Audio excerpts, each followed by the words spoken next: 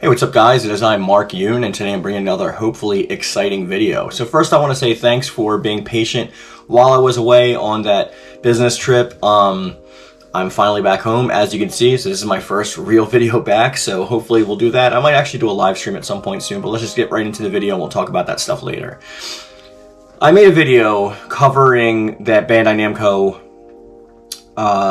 renewed the licenses for a bunch of games, and among them was the license for SoulCalibur. Now this is like very specific, and I'll tell you why.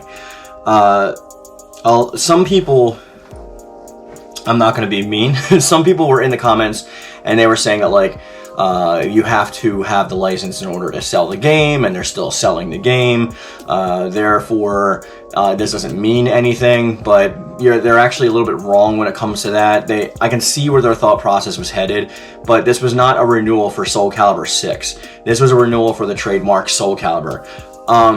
The reason why that's important is because if they were renewing sales renewals with different marketing things for SoulCalibur 6, it would be SoulCalibur 6. So the fact that it's SoulCalibur in general just means that they're making another product in which they're going to be using the SoulCalibur name. This could be SoulCalibur 7, and I think it is. This could be a SoulCalibur pachinko machine in Japan, like they've done that before. But there is a bunch of other evidence that compiles together to make this compelling. So when they're talking about licenses, there's a couple different licenses. There's distribution licenses, there's license rights to use, there's trademarks, which is what this is.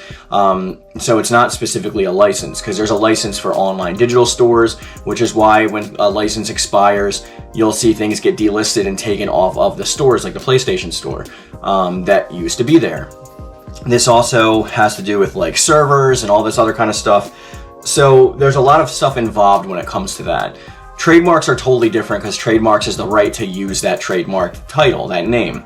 So we're like I said before, we're actually going with a new product at that point. So being that it was a new product, it's something that we're going to be looking forward to actually getting, and not something that's here now, if that makes sense. But we're talking about SoulCalibur 7 specifically, right? So we have to talk about all the other evidence that has been piled up. Now we have the fact that Bandai Namco announced like last year that they passed like 2 million sales in physical sales, when their goal was set to renew the series at 1 million sales, so they've smashed that. This doesn't include PC, and it also does not include digital, because you can't compile those, because different websites host different licenses, and they'd have to give up those numbers, and some of them don't do so. So we're talking about like Steam and like whatever Facebook game store or like whatever. It's like everything together, and it's just like kind of hard to do that, because you have to have the companies actually give you that information, and you have to double check to make sure it's correct. So there's a lot of checks and balances in play. That's why they usually stick to physical sales. So we had that. We had the fact that like there were code in the game for additional characters for a season 3, which would have been speculated to be Hong Yoon-Song, Lizard Man, and Rock, I believe. So there's a lot of things that like are pointing to this happening. Now, they didn't cancel season 3 because they never announced season 3. So I heard this a lot around the time when it came out, like, oh, they canceled the DLC. They can't cancel something that they didn't announce. It's because of us that we even knew what was going on behind the scenes. Like we took a look at the code.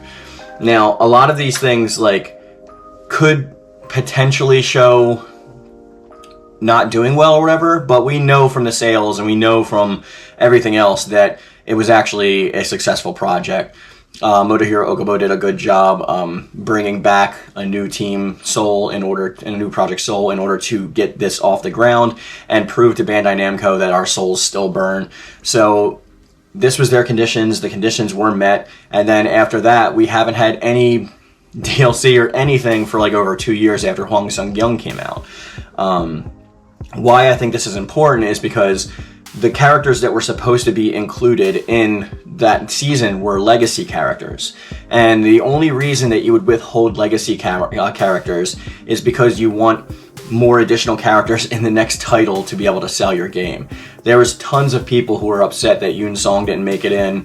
that Lizard Man and Rock didn't make it in, especially Rock and Lizard Man, as they were like mainstays since like the first game, Soul Edge and Soul Blade. So what that tells me is that in the marketing lead up to SoulCalibur 7, we're going to be seeing trailers probably for those 3 characters just to build hype. It's kind of hard to build hype off of new characters. Like when Grow came out, there was a lot of mystery about who he was and stuff like that, but it's not a reason to sell the game. It's not a selling point. So the fact that like they have fan favorites that are being yearned after, building up this hype for 2 years, at this time when it probably releases is going to be 3 or 4, and now we're going to have trailers showing these characters. People are going to get excited, especially the mains of those, and especially people that wanted those characters in the first place. So not only do we have that, but we're seeing a really big fighting game revolution going through right now because the next-gen consoles have actually released. So we're hearing about Street Fighter 6, we're hearing about Tekken 8, SoulCalibur is definitely going to be up there. And I've already talked with Ragnaroth on another video about why Tekken 8 does not necessarily mean that like SoulCalibur's not coming out that year. It could be a different quarter, because sometimes those games release in the summertime, whereas Tekken's games usually release holiday season, so around this time of year, like sometime between like November and January, or as we say, Q4, quarter 4. Now, a lot of like these things are, I guess, speculative, and you have to be honest when you're talking about that, but we're kind of just putting together clues. And this latest like license renewal or trademark renewal is literally, for me, the so to speak nail in the coffin. Like, this is 100% proof for me personally that SoulCalibur 7 is in the works, has been in the works, and is coming soon. So the next step and next goal would be a teaser or even maybe a full trailer. And of course we'll cover that, and if I get any more news, we'll discuss that when that happens. But for now, I want to leave you guys with a question. In the comment section down below, I want you to tell me if you are satisfied with the kind of tidbits of news that we've gotten to build your confidence for SoulCalibur 7, or do you want to see more? Are you one of those people that needs to see an actual trailer or an official announcement before like you can even start to build hype? Any and all thoughts are always welcome in the comment section down below. I'll also be posting a poll with today's video link in the community tab, so be sure to go over there and give that a check out as well. And I just want to say thanks again for being patient while I was away, guys, and as always, I love it. Thank you. And thank you.